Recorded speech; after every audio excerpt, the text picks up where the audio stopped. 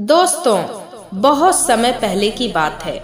4 दोस्त दूसरे नगर में काम करके पैसा इकट्ठा करके अपने घर जा रहे थे।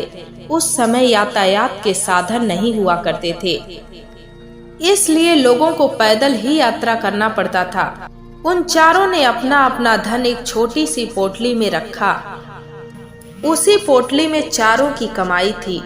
चारों दोस्तों में से एक दोस्त बोला कि यदि हम लोग अपना अपना धन अलग अलग रखेंगे तो चोरी हो सकता है, इसलिए क्यों न हम लोग अपना धन एक ही पोटली में रख दें, जिससे हम लोग इसकी सुरक्षा भी कर सकेंगे। और जब हम लोग अपने गांव पहुंच जाएंगे तो फिर अपना अपना धन ले लेंगे। तीनों मित्रों ने अपने दोस्त की बात मान ली और सबने अपना धन एक ही पोटली में रख दिया और अपने गांव की तरफ जाने लगे। चलते चलते काफी समय निकल गया। चारों तरफ अंधेरा छा गया।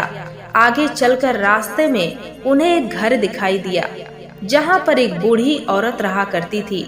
चारों मित्र चलते चलते थक चुके थे। अब उन्हें रुकने के लिए जगह की तलाश थी। उन चारों ने सोचा कि आज रात इसी घर में ठहर लेते हैं। चारों दोस्त उस घर के पास पहुँचे और घर का दरवाजा खटखटाया। तभी सामने से एक बूढ़ी औरत दरवाजा खोली। चारों मित्रों ने उस औरत के सामने हाथ जोड़कर गुहार लगाई कि माता जी, हम लोग बहुत दूर से आ रहे हैं। हम एक रात आपके यहाँ रुकना चाहते हैं। सुबह होते ही हम लोग यहाँ से निकल जाएंगे। उस औरत ने काफी देर तक विचार किया। उसके बाद उन्हें अपने घर में एक रात के लिए शरण दे दिया। चारों मित्रों ने अपने धन की पोटली उस औरत को पकड़ा दी और कहा कि माता जी, इस पोटली में हमारे साल भर की कमाई है।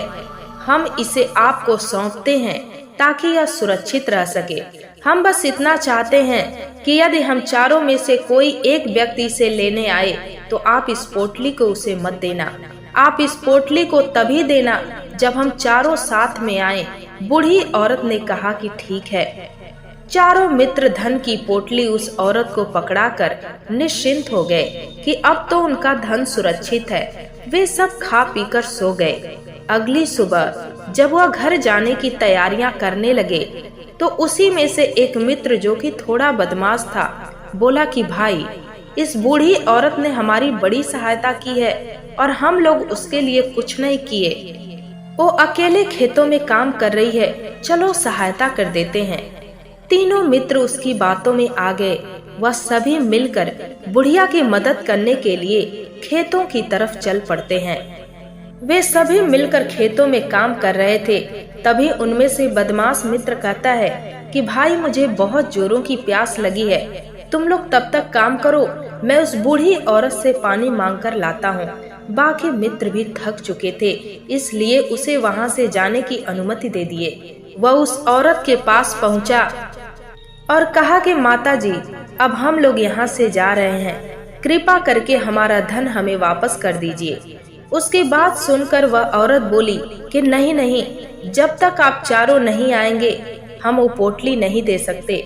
तभी वह बदमाश मित्र दोस्तों की तरफ इशारा करते हुए बोला कि लाऊं। उन दोस्तों को लगा कि वह पानी लेने गया है तो हम लोगों से पूछ रहा है कि तुम लोगों के लिए भी लाऊं। इसलिए सबने कह दिया कि हाँ हाँ, ले आओ। ऐसा देखकर उस बुढ़िया को लगा कि अब ये लोग यहाँ से जा रहे हैं, इसलिए अपनी पोटली मांग रहे हैं। इसलिए उसने पोटली लाकर दे दिया। पोटली लेकर वह वहाँ से चला गया। बाकी तीनों मित्र काम कर रहे थे। कुछ देर बाद वह तीनों काम करके वापस लौटे और उस बुढ़िया से बोले कि माता जी, हमारा मित्र कहाँ है? इस पर वह बूढ़ी औरत कहती है कि वह तो पोटली लेकर चला गया। वह तो बोला कि हम चारों जा रहे हैं, हमारी पोटली हमें दे दीजिए। उसके बाद तीनों दोस्त बोले कि माता जी, हम कब बोले थे? हमें तो प्यास लगी थी, हम तो पानी मांगे थे। इस पर बूढ़ी औरत बोली, लेकिन वह तो पोटली लेकर जा चुका है। तीनों मित्र सर पकड़कर रोने लगते हैं और कहते हैं कि उसमें हमारा सारा कमाया हुआ धन था जो वह अकेले लेकर भाग गया। आपने उसको क्यों दिया? हम लोगों ने आपको मना किया था ना कि जब तक हम चारों नहीं आएंगे तब तक आप मत दीजिएगा। इसमें आपकी गलती है। हम राजा के पास जाएंगे और राजा से आपकी शिकायत करेंगे। अब तो इसका फैसला राजा ही करेंगे। तीनों क्रोधित होकर राजा के पास पहुँचे और अपनी समस्या राजा को बताते हैं। राजा ध्यान पूर्वक इन तीनों की बातों को सुनता है, फिर उस बुढ़िया को दरबार में पेश होने का आदेश देता है। राजा के आदेश पर तुरंत उसके सैनिक उस बूढ़ी औरत को राज दरबार में पेश करते हैं और राजा उस औरत को दोषी करार देता है और कहता है कि तुम्हें वह पोटली अकेले उस व्यक्ति को नहीं देनी चाहिए थी। अब तुम्हें इसका हर्जाना भरना ही होगा। तुम्हें इनका धन लौटाना होगा। राजा का आदेश सुनकर बूढ़ी औरत रोने लगी और राजा से मदद की गुहार लगाई कि राजा, मैं तो बूढ़ी औरत हूँ, मेरे पास इतना धन कहाँ से आएगा कि मैं इनका वापस करूंगी। कृपा करके मुझ पर रहम कर दीजिए। लेकिन राजा उस बूढ़ी औरत की एक नहीं सुनता है। वह अपने घर रोते हुए जा रही थी। वह सोच रही थी कि इतना धन कहाँ से लाऊं, कैसे वापस करूं? यदि नहीं लौटाया तो राजा मार डालेंगे।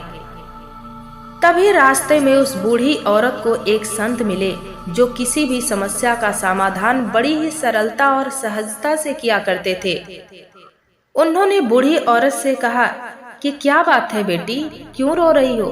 इस पर वह बूढ़ी औरत उस संत को सब कुछ बता देती है और कहती है कि महाराज, इसमें गलती तो मेरी ही है, लेकिन क्या करूं, कहां से लाऊं अब उतना धन? वह संत उसकी बातों को सुनते हैं और मौन रहकर बैठ जाते हैं, गहनता से विचार करते हैं। उसके बाद उस बूढ़ी औरत से कहते हैं कि बेटी, राजा ने तो बिल्कुल गलत किया। आपने जो किया उसमें आपकी कोई गलती नहीं है। संत की बात सुनकर बूढ़ी औरत शांत हो गई और सोचने लगी कि आखिर राजा का फैसला गलत कैसे हो सकता है। वह संत उस बूढ़ी औरत से कहते हैं कि जाओ और राज दरबार में कह दो कि हे राजन, आपका फैसला गलत है और सही क्या है गलत क्या है इसका फैसला आप नहीं बल्कि मैं करूंगी। पहले तो वह इतनी हिम्मत नहीं जुटा पा रही थी कि वह राज दरबार में जाकर राजा से बोले, लेकिन फिर वह हिम्मत जुटाई और राज दरबार में जाकर राजा से बोली कि हे राजन, आपने जो फैसला किया है वह गलत है। इतना कहकर वह राजा को सारी बातें बता दी। उसकी बात सुनकर राजा बहुत क्रोधित हुए कि मेरी बात को कोई गलत कैसे ठहरा सकता है। राजा ने कहा कि यदि उस संत ने सही फैसला नहीं सुनाया तो उसे फांसी की सजा दी जाएगी। जाओ, उसे दरबार में पेश करो। कुछ समय बाद उस संत को लेकर लोग राज दरबार पहुँचे। सभी लोग उनके फैसले का इंतजार कर रहे थे। संत बोले, महाराज, आपको क्यों लगता है कि हमने जो फैसला किया है वह गलत है? इस बुढ़िया ने वादा किया था कि वह चारों लोगों को साथ में ही पोटली देगी। फिर यहाँ तो बस 3 ही है, चौथा कहाँ है? तो इनसे कहिए कि यह लोग यहाँ से जाएं और अपने चौथे मित्र को यहाँ लेकर आएं, तभी इनका धन वापस किया जाएगा। यदि आप चाहते हैं कि इनका धन वापस किया जाए तो पहले यह चौथे मित्र को लेकर आएं। संत की बात सुनकर दरबार में उपस्थित लोग बहुत खुश हुए और उनके सामने अपना सर झुका लेते हैं।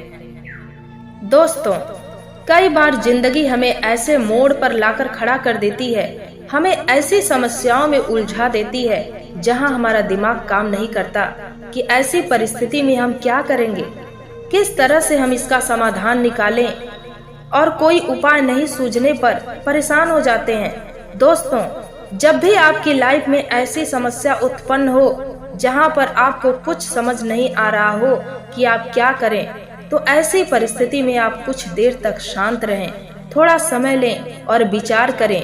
जल्दीबाजी में लिया गया निर्णय हमें एक नई समस्या में डाल सकता है। कभी कभी क्या होता है दोस्तों कि जल्दीबाजी में हमारा दिमाग काम नहीं करता है और उस वक्त हम गलत फैसला ले लेते हैं। तो जब भी आपके पास समस्या आती है तो आप थोड़ा धैर्य रखें, गहनता से सोचें, विचार करें, तत्पश्चात उसका समाधान निकालें। आपको अपनी समस्या का समाधान स्वतः मिल जाएगा।